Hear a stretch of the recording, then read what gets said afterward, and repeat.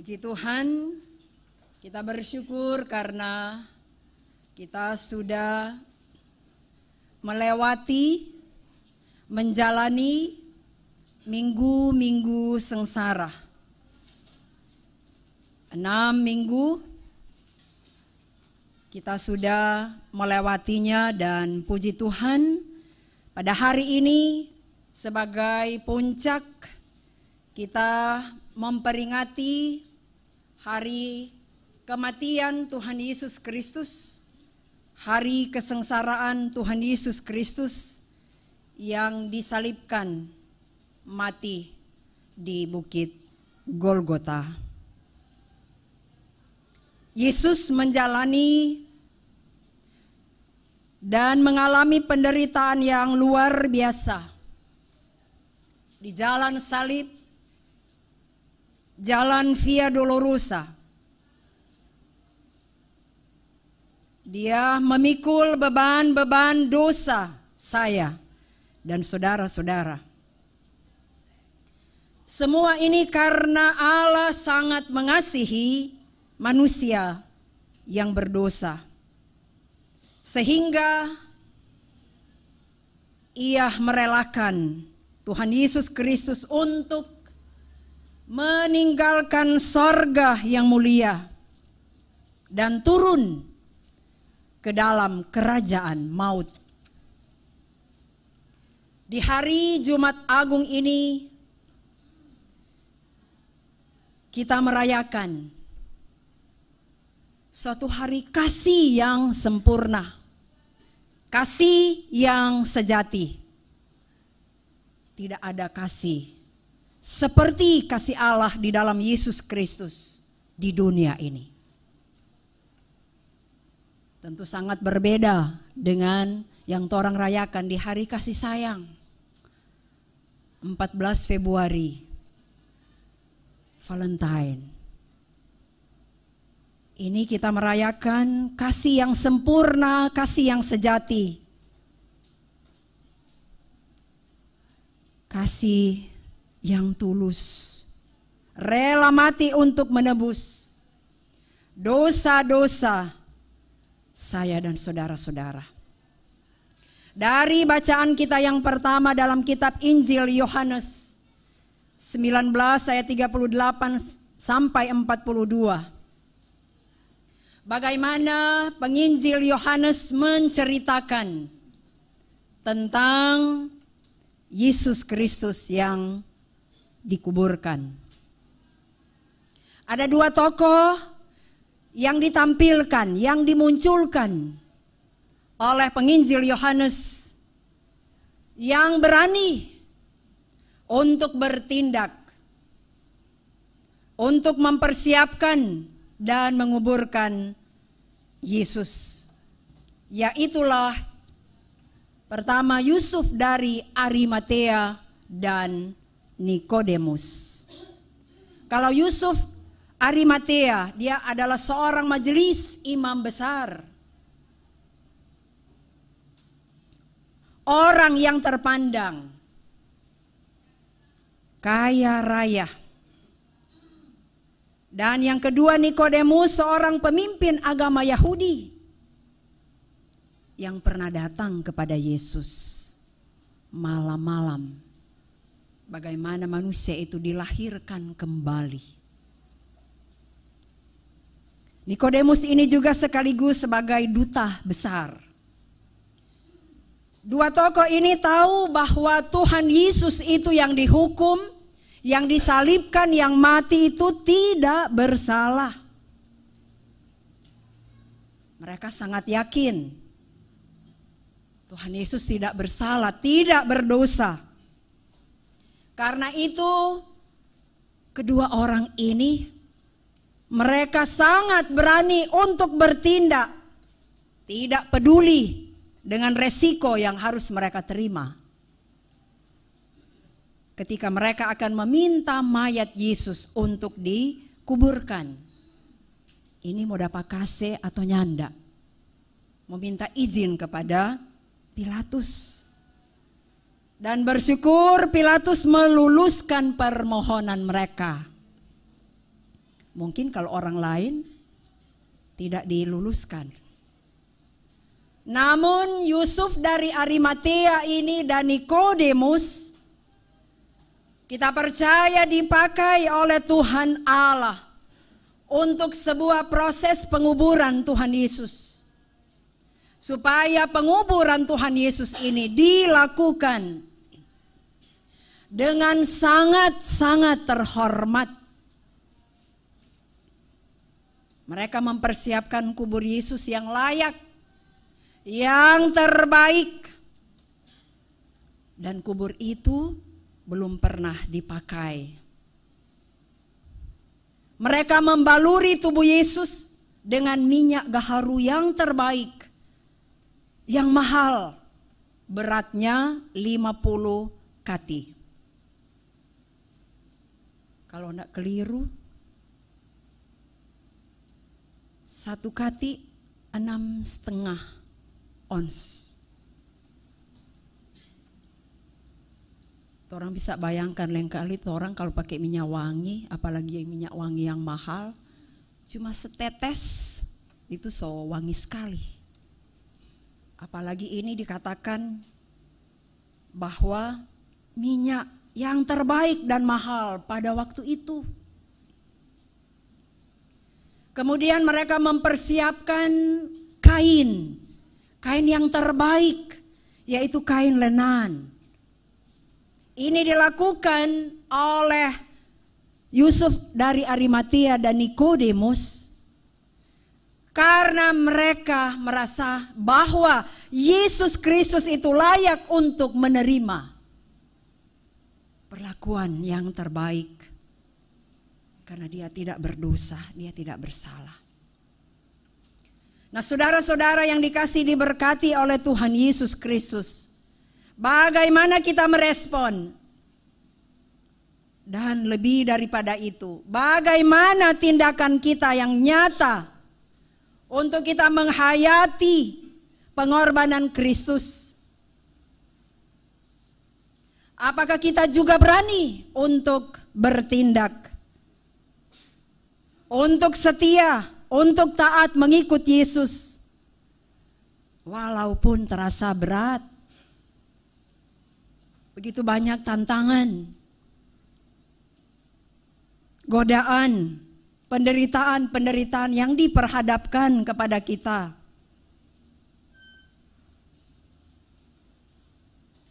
Ketaatan, kesetiaan untuk hidup berkenan kepada Tuhan, untuk hidup memuliakan Tuhan dalam kerja pelayanan. Apakah kita mampu untuk menjadi berkat bagi sesama? Ataukah tidak? Jangan kita menjadi batu sandungan bagi orang lain. Bapak, Ibu, saudara-saudara yang dikasihi diberkati oleh Tuhan. Banyak hal tindakan yang nyata, yang konkret, yang harus kita lakukan untuk merespon bagaimana kasih Allah dalam kehidupan kita setiap hari. Dia sangat mengasihi, menyayangi saya dan saudara-saudara boleh menikmati kehidupan. Bahkan dia menyediakan kehidupan yang kekal bagi kita semua. Saudara-saudara, sebentar juga kita sekalian akan sehidangan dengan Tuhan dalam perjamuan yang kudus. Dalam bacaan kita yang kedua, dalam pertama Korintus pasal 11 yang sudah kita baca tadi, ayat 23 sampai ayatnya yang ke-26, oleh Rasul Paulus kepada jemaat yang ada di Korintus, menyatakan bahwa pada malam sebelum Kristus diserahkan untuk disalibkan, Yesus bersama dengan murid-muridnya dalam perjamuan bersama, dan menetapkan untuk tetap terus dilakukan sebagai tanda bagaimana mengingat dia, mengingat Yesus Kristus. Rasul Paulus juga mengingatkan jemaat di Korintus pada waktu itu yang mengalami perpecahan. Karena itu bagian ini ditulis. Ada orang yang hidupnya tidak tertib. Terjadi suatu kesenjangan sosial.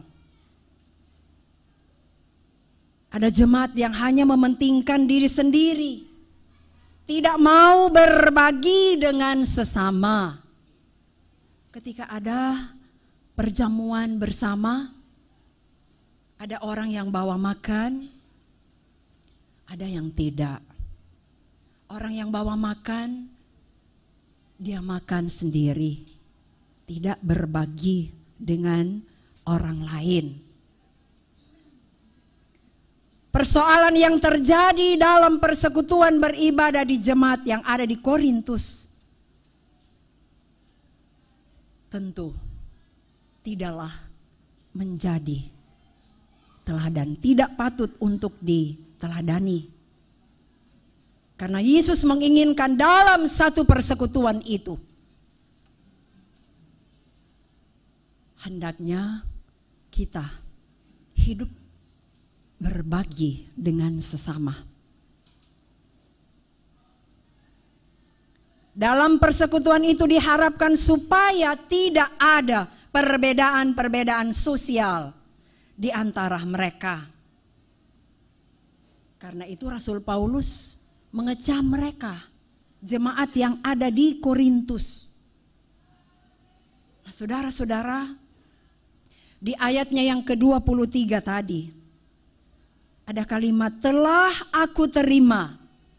Artinya Rasul Paulus bertanggung jawab, hendak menyampaikan kepada jemaat yang ada di Korintus, bahkan kepada kita semua, supaya jemaatnya meneruskan apa yang telah ditetapkan oleh Tuhan Yesus. Di ayatnya yang ke-24, ia mengambil roti, mengucap syukur dan berkata, inilah tubuhku yang diserahkan bagi kamu. Tubuh di sini adalah tubuh Tuhan yang menunjuk kepada gereja, yang menunjuk kepada semua orang percaya dalam persekutuan tanpa perbedaan. Jadi kalau ada di dalam satu persekutuan gereja umat Tuhan, soalnya ada tuh bilang, oh dia di atas, ini di bawah. Oh dia kaya, oh dia miskin. Dia punya jabatan, dia tidak punya jabatan.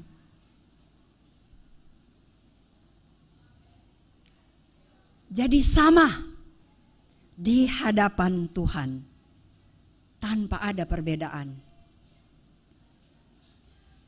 Dan orang percaya yang makan dan yang minum dalam perjamuan tanpa mengakui tubuh Tuhan Yesus Kristus itu adalah berdosa. Dan di ayat 25, selanjutnya ia mengambil cawan dan berkata, cawan ini adalah perjanjian baru yang dimeteraikan oleh darahku. Artinya menghargai darah Kristus yang sudah tercurah untuk keselamatan dan pengampunan dosa kita semua. Kalimat yang menjadi peringatan akan aku menunjuk pada tujuan dari perjamuan yang kita lakukan setiap tahun. Kalau di Gemim ada 4 kali.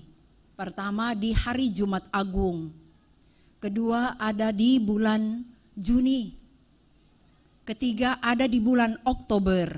Kalau di bulan Juni HUT PI dan pendidikan. Di bulan Oktober hari perjamuan kudus sedunia. Dan yang terakhir di bulan Desember, itu di minggu-minggu Advent. Kita merayakan perjamuan kudus untuk mengingat apa yang sudah dilakukan oleh Tuhan Yesus Kristus melalui karya selamatnya di Bukit Golgota. Dan melalui perjamuan kudus yang akan kita lakukan sebentar, ini hendak memberitakan kematian Tuhan Yesus sampai Ia datang kembali. Itu pada ayat 26. Perjamuan kudus mengajarkan dan mengingatkan kita untuk selalu dan selalu membangun kesatuan, membangun persatuan dengan seluruh jemaat sebagai satu tubuh di dalam Kristus. Hidup dalam kebersamaan, hidup membagi kasih, hidup mengampuni, atau hidup melepaskan pengampunan. Karena itu marilah kita mempersiapkan hati kita, pikiran kita untuk sebentar akan sehidangan dengan Tuhan dalam perjamuan kudus. Tuhan Yesus memberkati kita. Amin.